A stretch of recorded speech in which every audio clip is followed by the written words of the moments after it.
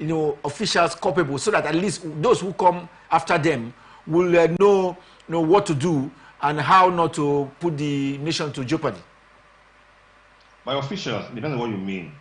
If you mean their trainers, their coaches, their nutritionists, then of course, if the federation or the ministry or the NOC thinks they are not worth it, they can be sacked.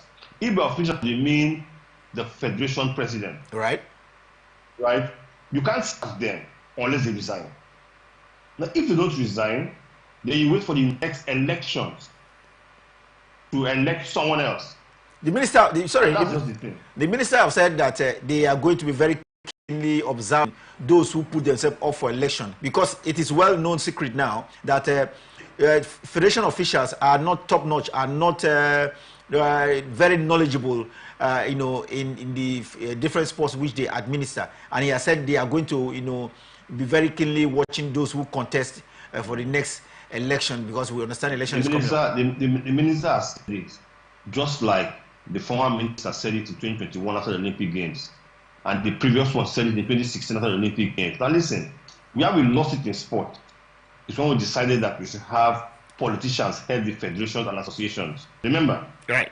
We decided at some point that we wanted politicians, because we felt that if a politician heads, say, the cycling federation or the athletics federation, with his political clout and political money, he can fund the federation without government funding. So we lost it at that point. So I was on a show like this with Olubido Ideji, the former basketball player, right? And he said it costs between 70 to 90 million to contest an election to be a federation president. Oh. Which of our former athletes has this kind of money?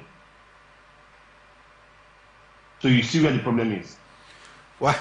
It's going to eventually take just politicians to contest for those positions and win. Now, I'm not saying that a politician cannot have knowledge of sports. It can happen. But so far, the ones that have come in have not shown they have that knowledge of sports. Okay, we have to wrap up. There lies our problem. All right. Let's hope that someone somewhere knows where the problem is and try to work on it.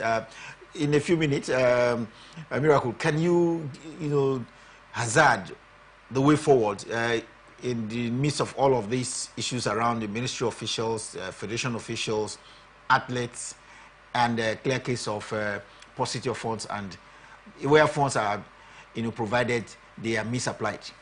Yeah, I feel like the federation has a big role to play in the provision of funds, and also in the... Early enough? Yeah, definitely, and also in the success of these athletes when competing in the Olympic events. Because if the athletes are successful, definitely the federation will take all the glory in gaining those success for the athletes. And now that these athletes, Nigerian athletes, have competed in the Olympics and failed to even provide or give the country a single medal at the Olympic events, is a very disappointing let's say, result for the country as a whole, an embarrassing thing for a country as Nigeria, as huge as Nigeria, to compete in the Olympics event without a single medal is a very, very, very disappointing thing for the country. I feel like the federation has a big role to play in providing funds very early enough and preparing the athletes very early as well, because a lot of athletes have come out to complain and they had late preparations, which actually made them to perform poorly as they did in the Olympics events. We know that some federation, the wrestling federation, have been a very, very fantastic federation in the past for Nigeria, racking up those medals for us, and some other athletic federation as well has done that in the past. But this time around, they were unable to show that same amount of consistency and that same ability they've done in the past. I feel like the federation should furthermore find solutions, huge solutions, and prepare enough in time ahead of the 2028 Olympics, which is not just far away from us.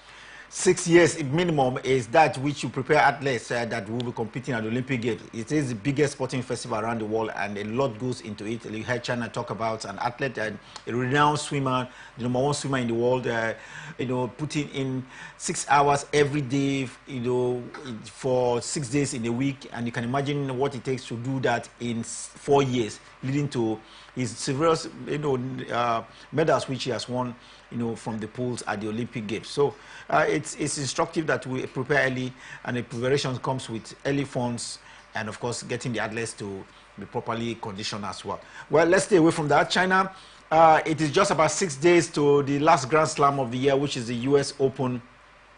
But prelude to that, athletes tennis players are preparing themselves with the Cincinnati, Open, and it is shocking. Well, you want to say that world number one in female tennis, Iga Swiatek, has been beaten by Aryna Sabalenka in straight sets. Were you expecting the number one seed to be beaten by straight sets? Nobody expects the number one seed to be beaten, but we know that in tennis there are surprises. There's always that one big player that loses when she or he shouldn't have lost, and there's always that one player who we look at as an underdog who comes in to go far enough in a big tournament. So yes, I did expect her to lose, but I know it's tennis, and it's not the first time it's happening. It's not the first time number one is losing, but Aryna Sabalenka is coming strong. She lost at the Madrid Open, another 1,000 event. I think she lost as well at the one other Open, I'm sure. The Italian Open. The Italian Open, and so I think she's gotten her revenge this time around against for world number one Iga Swiatek. She's been number one seed for 116 weeks now. Miracle. Can she continue like this just as we approach the US Open in 6 days? Yes, definitely, because she's shown a huge amount of consistency over the last 1 year now. She's racked up some Grand Slam for herself as well. The 23-year-old has been very, very consistent on the courts. Yesterday was not just her day, losing to the number 2 seed, Aryna Sabalenka, which is also a very, very good tennis player over there for herself. She's been quite good. Unfortunately for her, Iga Swiatek have been the one dominating the female tennis, the WTA, for a while now. But I see Iga Swiatek regaining her form in the US Open, the last Open of the year. She can come there to do big things for herself. China, let's look at the male at the US Open. Just before we get to that, let me inform that Aryna Sabalenka has Jessica Pegula to contend with in the final later today. But there will be another final in the male category as well. But number one seed this time, Yannick Sinner from Italy didn't let off at all, China. It took 3 hours and nearly 20 minutes for there to be a separation between himself and Zverev. It couldn't have come any easy, 7-6, 5-7, 7-6, and it was the Italian that triumphed. The first set was over an hour. Did you say Sinner? Yannick Sinner, yes. Yes, doesn't he like playing long games? I think he just loves his marathon game, right? Maybe he's more conservative, doesn't go for the kill, just maybe like to wait to open it out. I don't think it's on purpose, but you seem to have his name always associated with games that last so long. Oh, exactly. But again, in the men's game, we see games like this a lot of times. And the question we'll now ask after that is, how will it affect him in the next round? We keep asking that question. But I guess he's used to games like this. That will make tennis interesting. You're watching on and on and on. You get to a tie break. Somebody wins their tie break.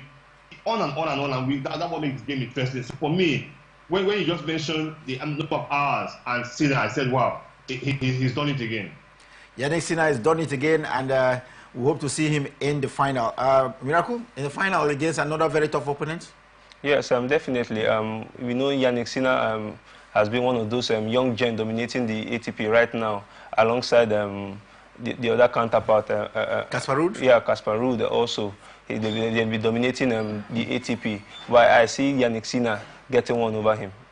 Well, the final comes up later today, and we'll follow it up and do give you the result on our program Sports Extraordinary coming up at 6 p.m. Nigerian time. Time for us to take a break. When we return from a break, football is back in Europe, and even in Africa here, it started with the continental actions. We'll give you results of some of the matches that took place at the weekend, and of course, see how Europe is littered with first round matches, the first matches in the Premier League in England, of course, the La Liga in Spain, and of course, the Italian Serie A as well. Stay with us. We'll be back shortly.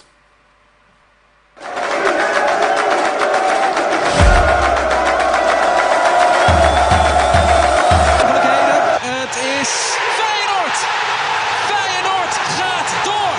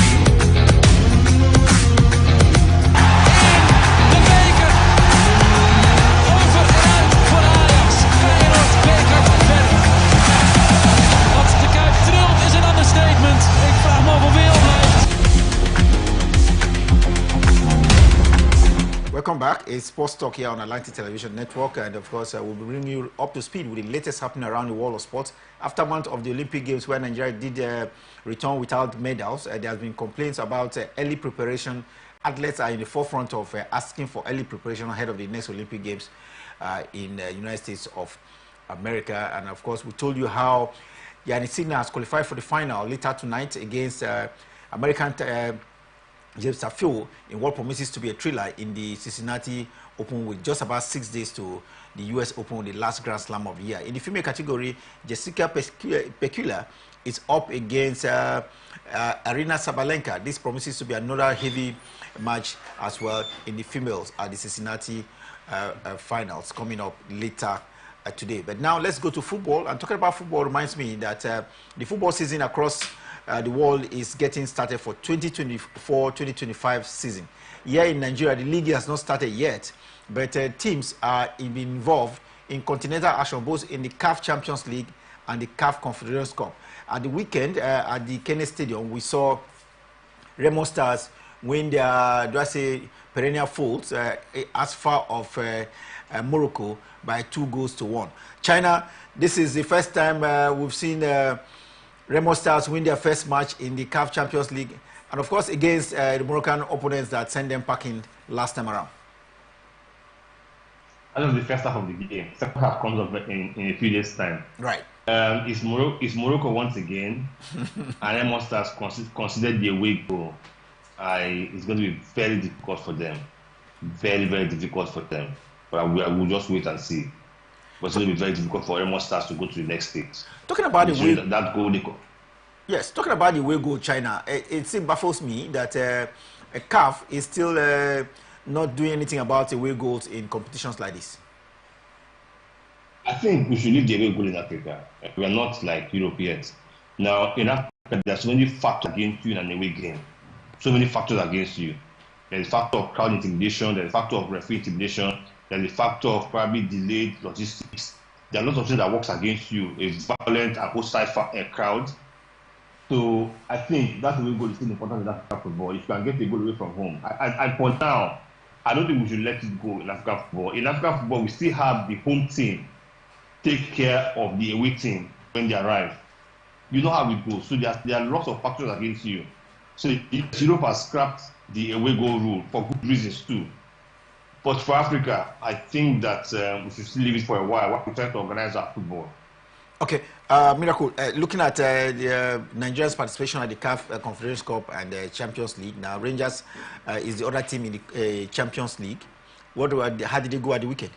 Yeah, definitely. In the Rangers, they came out with the result, winning their counterparts in that encounter. But it was a slim win over there because they played at the Gospel Pabio Stadium in Uyo. Yeah, that they use that as their home ground. I don't see them going through because it was quite a slim win, and we've seen this Nigerian team they don't always seem to know how to play at the CAF events. Hold on, you can see. Now, the team from Comoros did not have that game played yesterday was actually the away game for Rangers, not the home game. Right. It was the away game because the club from Comoros did not have a stadium in the country that was good enough to host the stadium. So they wrote to CAF that wanted to play their home game in Nigeria. Okay. So that was the away game for Rangers. Now on Friday at the same venue, because that's where Rangers will play their home games too. Rangers will now host them at the same Pabio Stadium because even the Enugu Stadium was not good enough. So that was an away win for Rangers. They come back to play at home on Friday against the same opponents, just to make that slight correction. Yes, I was going to take you on that, China, about venue for Nigerian club side and most African teams as well. CAF have, if you are aware that for Nigeria, no venue yet, but one has been cleared for the subsequent stages of the competition. After this preliminary rounds, concessions given to Nigerian club sides will be taken away, and it's going to be only the Gospel Pabio Stadium that can host matches from the next stage of the competition. Rangers now seem to benefit from that advantage of playing 2 games in the same stadium, both home and away, because of, like you mentioned, the team from Comoros Island not having a proper facility to host the competition. Yes, and that would mean that if all 4 Nigerian clubs make it through, they will all play in New York. Think about it. Oh. If all 4 Nigerian clubs make it through, they will all play in New York. That will be including Aqua United that will play their league games there. And then the Super Eagles that will play their AFCON qualifying games there from next month. That will be too much load on that stadium, but that's what it is. So far, we have proven that the stadium in New York is the only one we have in the country. Well, the Gospel Private Stadium Uyo is the only one that can host continental ties, and we have 4 Nigerian club sides at the continent, both at the 2 in the CAF Confederations Cup and 2 in the CAF Champions League. We just hope that they can get through, and I think that will be some benefit to the economy of Akwa Ibom State, and hope that the maintenance of the pitch continues and the stadium itself. We've seen that as top-notch, and hope others as well begin to think of how to ensure they host their matches at the ground where they will have enough funds to follow up with these fixtures. China, the league here in Nigeria has not started yet, but there seem to be some buzz around the quality of coaching that we witness this season. What's your opinion about quality of coaching expected this season? Will it really rub off on the quality of performances by these club sides? It should. If the referees and the league allow us to play football and enjoy football the way it is. We've seen Finidi George return to Port Harcourt as coach of Rivers United. We've seen Yema Olarewaju, who was Finidi's assistant, continue at AIM as head coach of the team. We hear Emmanuela Moneke has signed for Heartland. Of course, they have done a good Modede at Remo Stars. Then there is Fidelis Ilechukwu as Rangers. These are all top, these are all young, vibrant, coaches who don't hold, to be, to sort their stuff while the game is on. To respect some quality football, of course. Without a good pitch, you can't have quality football. Without fair officiating, you can't have quality football. Without decent management of the league, you can't have quality football. So with the new wave of coaching, we expect good football in the league. But again, all factors must be right. Okay, just before we get to the other aspect of football across Europe, because football is back in Europe, we saw it at the weekend. China, let me just take you on this. Israel Adesanya, the star bender, if you remember, was in action at the weekend against a South African opponent. He lost again. He is 36 years plus. A lot of people think that his reign as champion of the Ultimate Fight Championship should come to an end if he can, on his own, retire, because he's lost now at the Ultimate Fight Championship. He won 24 times and lost 4 times. And this is the first time he's having a consecutive loss or losses at the Ultimate Fight Championship. Should Israel Adesanya from Nigeria, nationalized in New Zealand, think of retirement?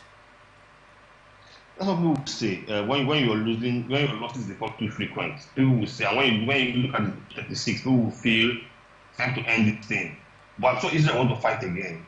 If he wins his next fight, he wants to stay away. If he loses his next fight, I think he should advise himself to find something else to do, because it's a game of physical combat.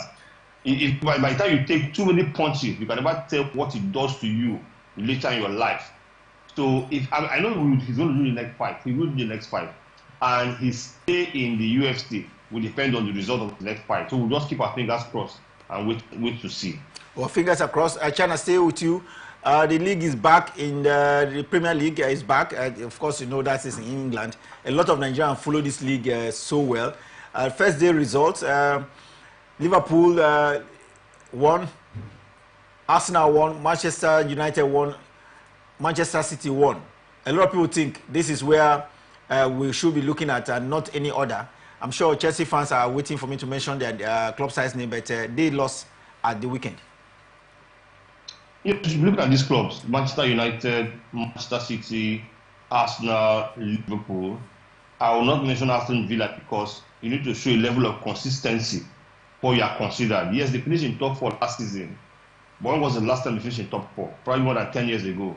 So for them to be mentioned in the mixed, they need to show a level of consistency. There's Brighton. Yes, for Chelsea have signed too many players in the last 3 years. Too many players. It's time for Chelsea to sit down and begin to ask themselves, are we a football team or are we a circus where we just gather people to make fun and make the villagers laugh? Yeah, because when the rotation of players in and out of Chelsea in the past 3 years is just too much. But I watched that game yesterday against Manchester City, and they played some decent football, because then again it's Manchester City. It's not going to be easy against Manchester City. But for now, I'll just have Liverpool, Manchester City and Manchester United in the mix for title contenders, and we'll see how it goes from there. But decent football all around over the weekend. All right. I'll get back to you on the fact of decent football, but Miracle, we've seen Manchester United with a lot of injury concerns at the beginning of the season. Yet they are able to take out the London side, Fulham, by 1-0. Can they really manage this injury, at least this early part of the season, to put them in a good position? Because, like the coach will say, Ten Hag is saying that Manchester United is not fully ready for this season. Yes, we know that they've had a lot of injury worries currently. The likes of Tyrell Malacia, Luke Shaw as well injured, but they signed some quality defenders as well, with the likes of Matthias De Ligt and Nois Mazarawi coming in from the Bayern Munich side to add to their defensive squad already. So I feel like adding those quality players will also help to cover up for the injured players. Manchester United have been struggling in the past with the likes of Harry Maguire not being consistent enough, and the likes of Lisandro Martinez being injured throughout almost throughout last season, which actually cost a lot of it hampered their season last season, making Manchester United to actually finish very, very low below the par, 8th position, which was not a good one. Their lowest finish in the Premier League ever. So I feel like those injury worries, the season is just starting. I feel like for now they might be able to use those players they sign as a backup before the season gets very tough. China, let's look at Chelsea. Like you mentioned, they have over 50 players on their books for this season, but haven't lost, at Stamford Bridge in their very first fixture. The attention now is on their captain Enzo Fernandez for his racist remarks and not really on his performances on the pitch. Should Enzo Fernandez have been made captain, especially for the first game, aftermath of that racist remarks he made a few weeks ago? People are going to look at such different ways. Some people feel Chelsea handed him the captain's band to show support for him in spite of the negative reports about him in the public. You are a player, stand by you, take the captain's band. And some will say that. Others will say, for something as sensitive as racism, it should have been handed over the captain's band. There are different ways to it. But again, who is the captain of the club is in China. It is who the coaches want, management, the players want, and for whatever reason, the Chelsea people deemed it fit to hand Enzo Fernandez the captain's band for this opening match. Whether he is the substantive captain of the team for the season, I don't know if it has been told to us yet. But for the first match of the card, he was the captain on the day. About the racism thing, he's going to come and go eventually. He will either be sanctioned or not. But of course, whenever his name is mentioned, it should be linked to the racist remarks he made a few weeks ago. Okay, still with you, China. Liverpool, a lot of people say they have not strengthened their squad. Manchester City seems to be in the same mix as well, as a team that has not strengthened. Can they survive the matches ahead of them, a very busy season of UEFA Champions League and, of course, Europa League as well? We still have about 12 days to the transfer window. Manchester City signed Silvinho. So that's one strength they've had to catch him. But we know they sold Alvarez to Atletico Madrid. So we expect a replacement for Alvarez. For Liverpool basically lost just 2 players before now, which is Thiago, who retired, and Matip, who went off on a free. Then in the course of the transfer window proper, 2 of the younger players left. Carvalho left, and some other young chap. So they after let go of 4 players, right? So we also expect that until the next 12 days, Liverpool will bring in at least 2 players. Now here's the thing: Liverpool fans want to always see new players, but fans are fans, coaches are coaches, management are management. So the coach came in and said, look, I will need time to look at the team I have and know where I need strengthening.